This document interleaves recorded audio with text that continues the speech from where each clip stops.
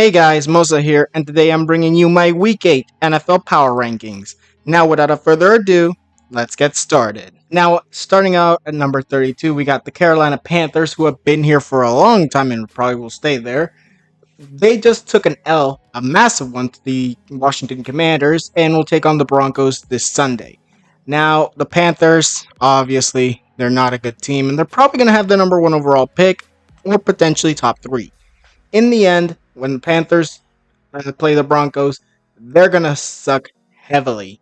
Even if it's Bryce Young or Andy Dalton, this team is just not clicking. And to be honest, it doesn't have to do anything with Dave Canales. It doesn't have to do anything with the team itself. It's everything of the Panthers. Like, they're just not there yet. They're not ready. And them going for Bryce Young in the past draft, to be honest, was a mistake. They should have just started building their team rather than just getting a quarterback for the future and then wasting his career.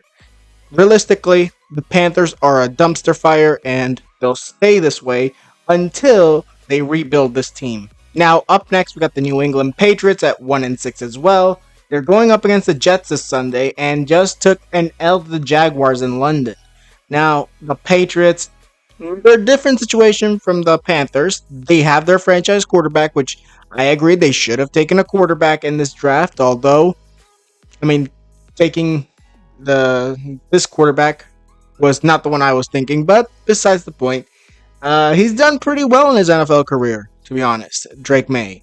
So I'm not really gonna fault the Patriots on that, but their defense does need some help. And to be honest, this team, it's just not ready. It's obviously with Bill Belichick, it was falling after Tom Brady's departure to Tampa, and it's still falling afterwards. So yeah, I'm thinking that the Patriots are still gonna have to do a lot more before this team is ready for playoff contention. Now up next, we got the 2-5 Las Vegas Raiders, and they're going up against the Chiefs on Sunday, and they just took an L from the Rams. To be honest, this team is just not working. Antonio Pierce was not the head coach that should have been coaching this team. As a matter of fact, it wasn't even Josh McDaniels either. They should have kept Rich Bisaccia, who became the interim head coach during the season that John Gruden was fired. So I think that mistake of not bringing back Bisaccia is the reason why the Raiders are like this. And I think that if the Raiders had picked Bisaccia, there's a big chance that this Raiders team, with Derek Carr still on the team, would have most likely been a playoff contender. But in the end, when it comes down to it, we're talking about Antonio Pierce's Raiders, and it's just not good at all. And honestly, I just don't feel like he's ready to be a head coach. He was not ready to be a head coach. He had a good season as the interim head coach. They brought him back, and guess what? He sucked. Now moving on to the Tennessee Titans at 1-5, taking on the Lions in Detroit on Sunday, and just took an L from the Buffalo Bills. Now this Titans team, it's just not good. Like, ever since they lost Derrick Henry, this team just went from being potential playoff contenders all the way down to the dumpster. So when it comes down to it, Will Levis, not the guy. I feel like he could be, but right now he's not the guy because this team is not ready for him. It's not ready for him.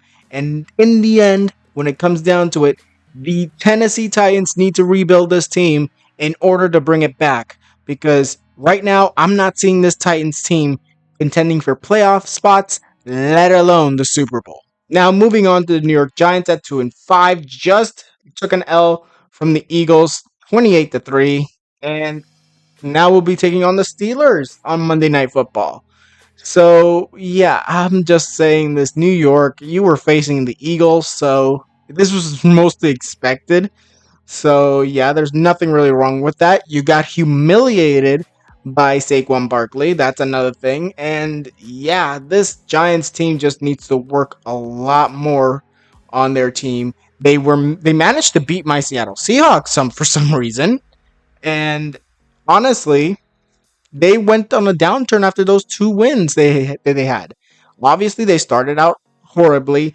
They got in the middle of the season of these games, of the 7 games they played, won 2, and then went back to losing. So yeah, I'm not seeing anything good coming from the Giants anytime soon. Daniel Jones will most likely be out if they can get him out. So yeah, maybe bring back the Italian quarterback you had last year. Now on to the Jacksonville Jaguars, who are 2-5, took down the Patriots in London, and now will take on the Panthers at home. Now, when it comes to the Jaguars, they've been doing pretty decently. I'm not gonna lie, and Trevor Lawrence is still not the number one overall pick we all thought he could be, but they're moving. They're trying to do what they can. Obviously, this team ain't working. And if Trevor Lawrence's contract ends and then this team is still trash, I'm thinking that they're going to pick another quarterback because at this point, why continue with the old quarterback who failed at his potential and not move on to a new quarterback? Obviously, the quarterback isn't the only problem with the Jaguars. They got their defensive problems, their offensive problems. But the real thing is first, you got to build your team. And then after you build your team, pick your quarterback. That's my philosophy when creating a team. You build the team, then you build a quarterback. Next, we got the 2-5 Saints. Just took an L from the Denver Broncos, and now we'll take on the Chargers in Los Angeles. Now, when it comes to the Saints, oh my goodness, Spencer Rattler, not the guy, definitely not the guy. Jake Hayner, definitely not the guy. And obviously, Derek Carr is sort of the guy. Obviously, he's going to be the guy there until they're able to draft a new franchise quarterback, which may be Carson Beck or something like that in the next draft. But even if that's not the case, and they, for example, maybe they take Arch Manning in the next draft to come. I don't know which one he'll be eligible in. I think it's the 2027 or 26 NFL draft, one of the two. But besides the point being that the New Orleans Saints need to work a lot harder if they're going to really contend for anything, because right now they are a dumpster fire in the NFC South. Now on to the New York Jets at 2-5, just took an L from the Steelers, and the Patriots are their next game at Foxborough. I'm going to be honest, the Jets, they're not going anywhere this year. Aaron Rodgers just got rid of their head coach, Robert Saleh, their defensive head coach when this team was amazing on the defense, or at least somewhat. But their offensive problems were the real problem. Now that he got Devontae Adams on the team, guess what? You still took an L to the Steelers. So what are you going to do now, Aaron? You're going to fire your next defensive coordinator? You're going to fire the next head coach? What are you going to do next? Because we all know that Aaron Rodgers most likely is the one who got his head coach fired, obviously, because he ain't going to get rid of Nathaniel Hackett, as they have a good relationship. But like we've all been saying, this team is just not good on offense. It's not the defense. And Aaron Rodgers is really killing the Jets the more he messes with the team. Like, dude, just get on the field and play some football. Like, stop whining about your defensive head coach when your defense is better than your offense. Honestly, the Jets aren't going anywhere with this attitude. Next, we got the Washington Commanders. Now, you're probably asking yourself, why am I putting a 5-2 team who just took down the Panthers and who is going up against the Chicago Bears all the way down at 24? Well, even though they're a good team and they're leading the NFC East, is that really the reason why I put them? No, obviously not. Otherwise, I would have put them near the top 10. But I'm putting them here in the bottom 10, mostly because I believe that they're going to go on a downturn pretty soon. I think that these are going to be games that they're going to go down, and miss the playoffs. I think that that's going to happen. The Commanders are on a high, but that high will come down pretty soon. Jaden Daniels doing pretty well, but I mean, realistically, the Washington Commanders, they're just not good in the sense of the team wise. They're good in the fact that they're winning games, But some of these games, such as the last game against the Carolina Panthers, were very simple. Bengals was also a simple game that they won.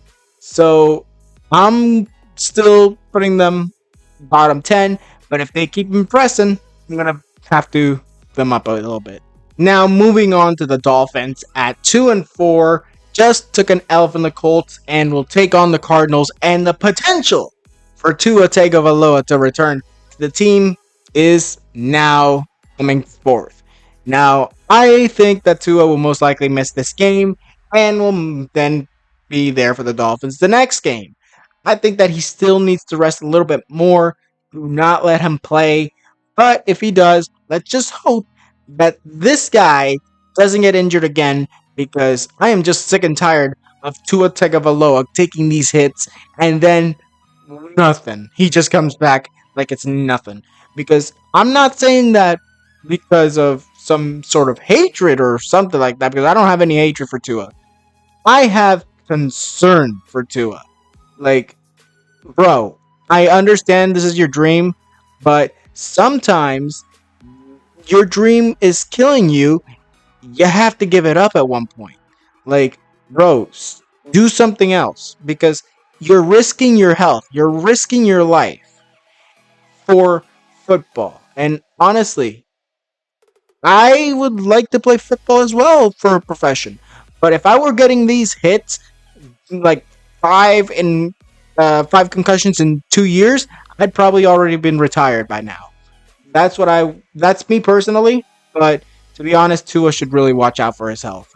Now, when it comes to the Tampa Bay Buccaneers, 4-3, just took an L from the Ravens, and the Falcons are their next opponent. And yes, they did took an L to the Falcons on Thursday night a few weeks ago, or a week ago. I don't remember.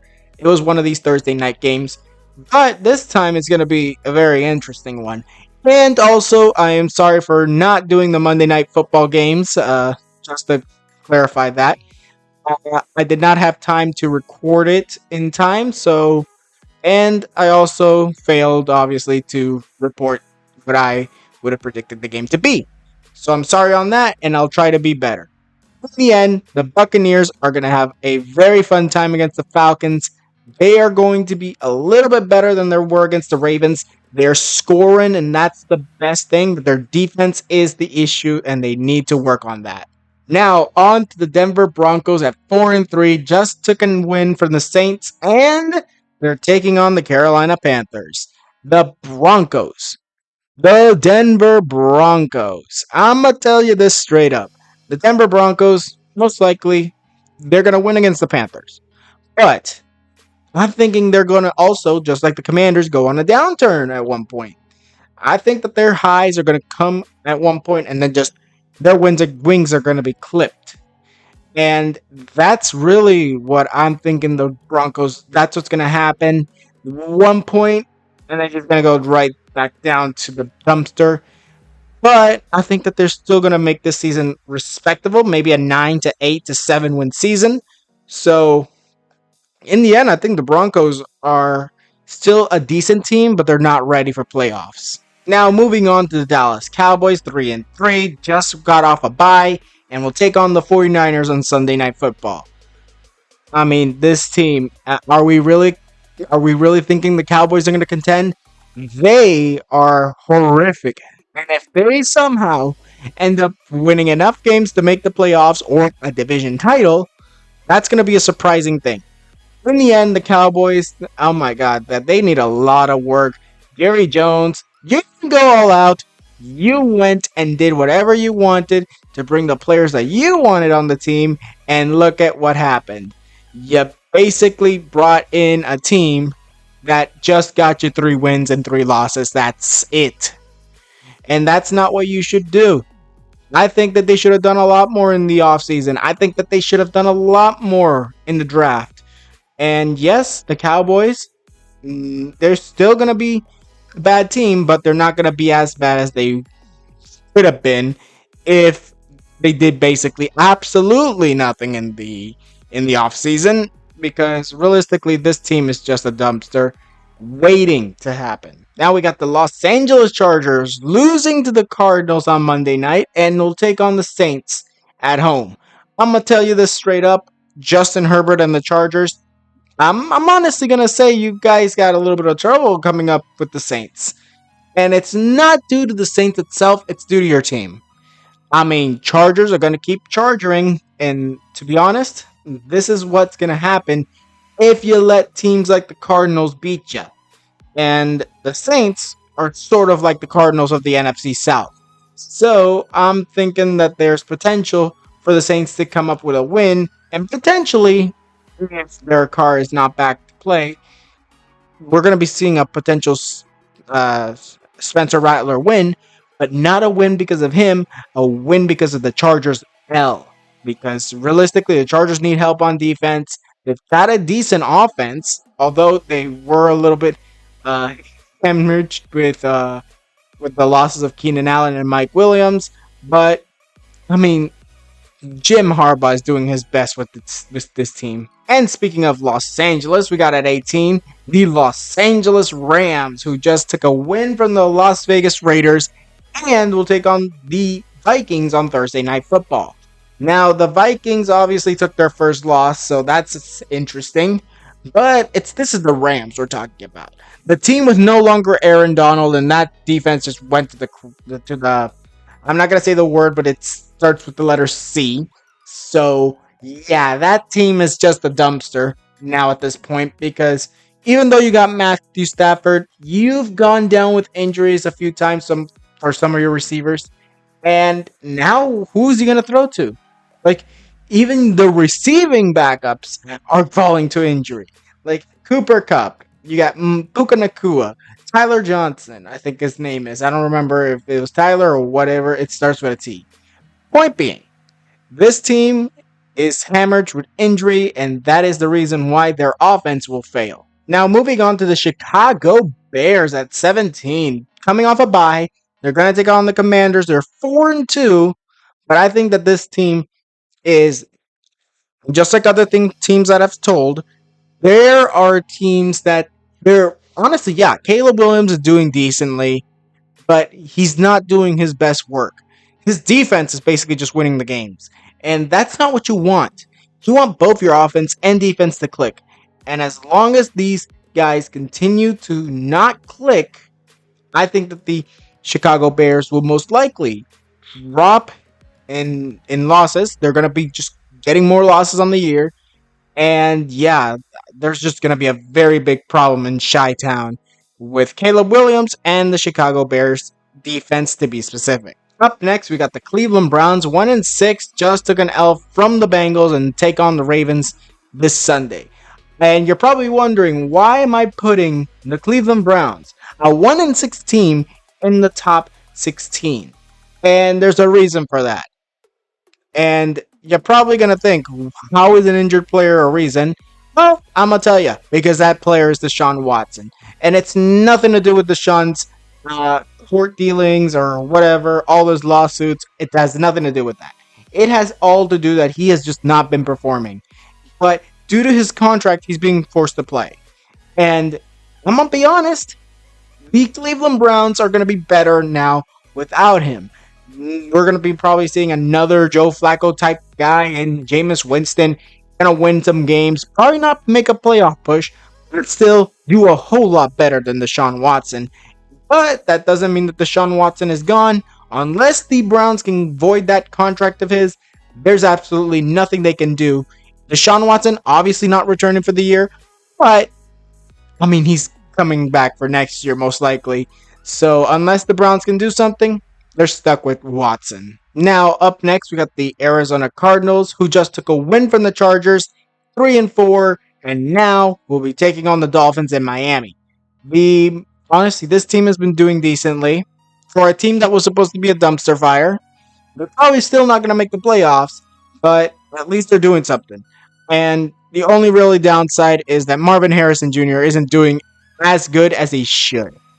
But in the end, it's probably just his rookie year, and maybe his sophomore year he'll have a big comeback season, and he'll have one big of a season with over 1,000 yards receiving and maybe double-digit touchdowns next year. Now moving on to the Atlanta Falcons, who just took an L from my Seattle Seahawks and will take on the Buccaneers in Tampa.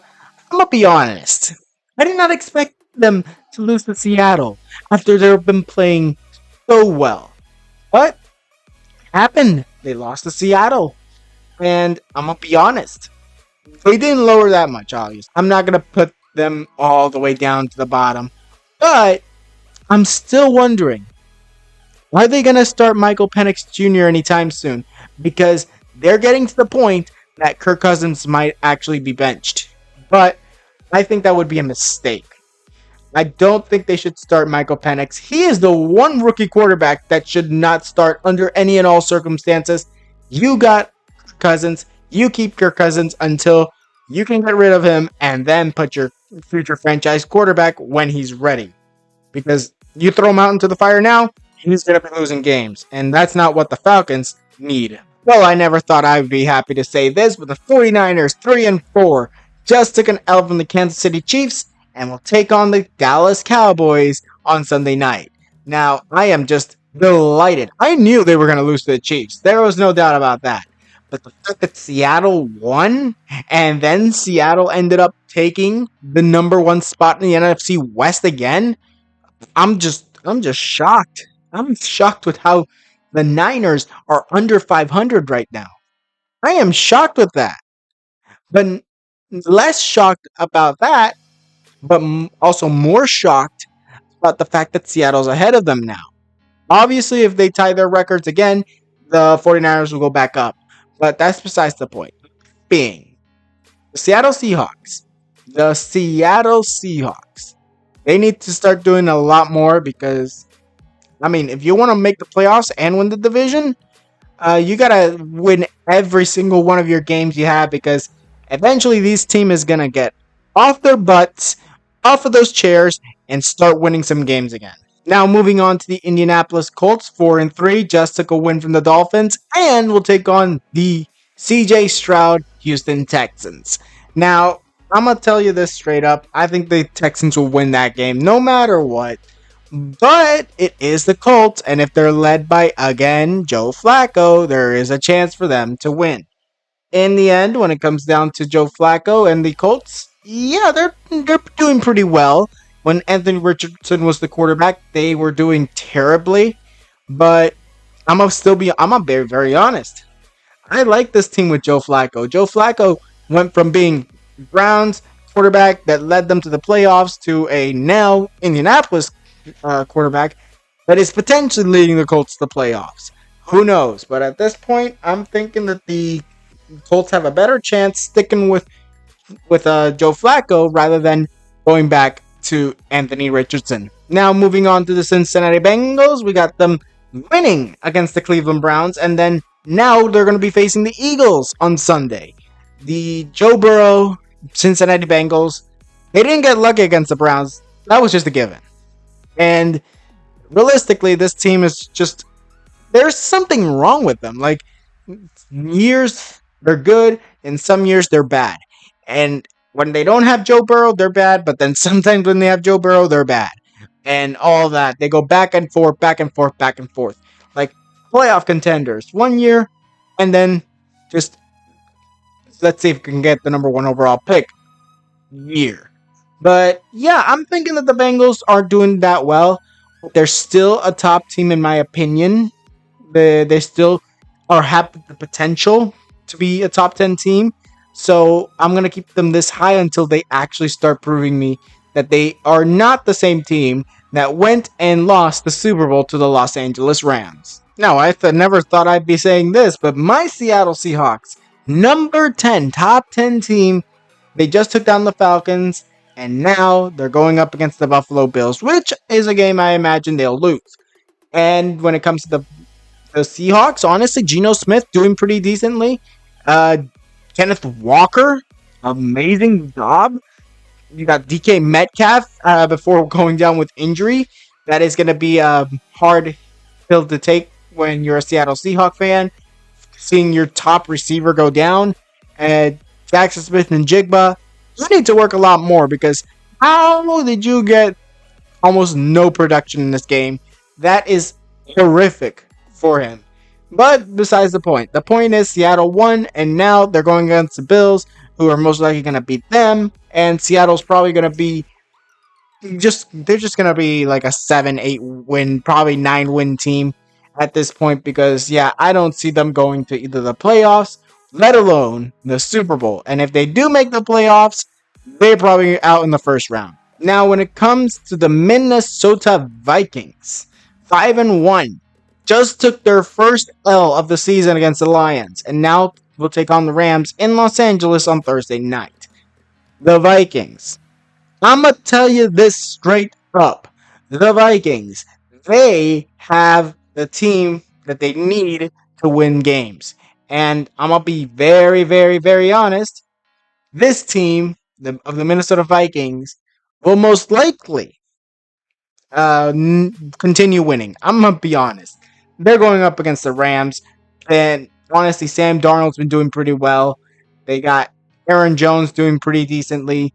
Justin Jefferson, all these guys. And I'm just saying, this is more of a, okay, we lost. Okay, now let's go beat the Rams kind of team. Because that's what I think that the Vikings, that's what they're going through their heads. And I think that that's most likely what's going to happen coming Thursday night. Oh, the Pittsburgh Steelers took down the Jets. And now we'll take on the New York Giants. The Jets lost again. Oh, I already spoke about the Jets. Now let's talk about Russell Wilson, who is the quarterback who started this game in his first start since leaving Denver. So I'm gonna be honest, that this was a very good game for Russell Wilson and I was almost gonna say the Denver Broncos, and the Pittsburgh Steelers. But the point is, it still was the defense who ended up helping the Steelers win this game.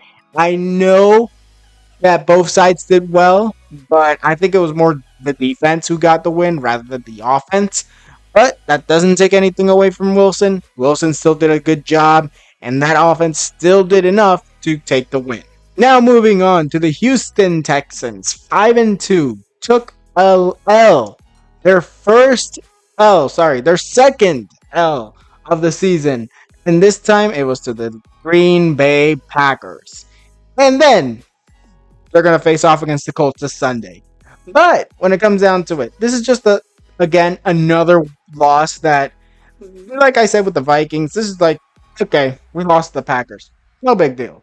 Now let's go with the Indianapolis Colts. That's the type of game I'm seeing here between the Houston Texans and the Indianapolis Colts. But that's beside the point. The point being, this team is also pretty good.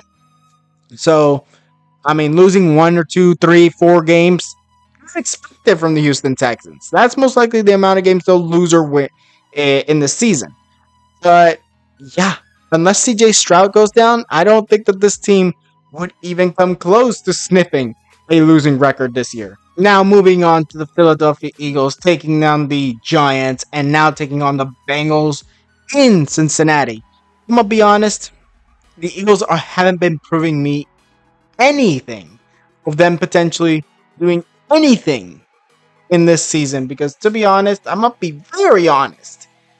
Their winning against the Giants is not that big of a deal. And them going up against the Bengals, not that big of a deal. But, I mean, Jalen Hurts, something happening. I know you're 4-2, but still, your record may say one thing, but your on-field performance says another. So I'm going to be very honest with the Eagles. They are a team that should be in the trash can, but is not because they get saved. And I think that is mainly the thing. Like I said, Giants, it's a given. Bengals, it's a given. But like struggling against some teams and honestly getting beaten by others, that is something that the Eagles should really look at. Because I'm thinking that some of these games, the two of the games that you lost, you might have been able to win them. Now on to the Buffalo Bills, who just took a win from the Tennessee Titans and will take on my Seattle Seahawks in Seattle. Like I said before, they're going to beat my Seattle Seahawks most likely. There's no matter. I don't care what anyone says. Josh Allen and the Bills will just wipe the floor with us. Amari Cooper's going to be exploding on the Seattle defense. Like, realistically, this team is very good. And obviously, they had receiver problems. So they got a new one in Amari Cooper, like I just said. So, yeah, expectations. Most likely, this team, playoff contender, division champion, and potentially number one seed if the Chiefs stop being the Chiefs. Because at this point, it's in between the Bills or the Chiefs for that number one seed. So either ways, the Bills will most likely make it to the AFC Championship game or maybe divisional round. At number 4, we got the Green Bay Packers at 5-2. They just took a win from CJ Stroud and the Texans, and they're going up against Jacksonville. Are we really gonna say that these teams ain't good enough? I think it's been proven so many times. Like last year, you had them start horribly, and then all of a sudden, end of the season, they make the playoffs. I mean, it kind of got me angry because I think that's the reason why the Seattle Seahawks actually failed to make the playoffs. But that's beside the point. Being Jordan Love, even though he hasn't done too well, and honestly, Malik Willis did get a win as a Green Bay Packer, but still, we're looking at a team that is a potential playoff contender and definitely deserves to be number 4. Now we're entering the top 3. Baltimore Ravens took down Buccaneers, now take on the Browns. This team is on a high. And even if they're going to beat the Browns, that high might be coming down pretty soon.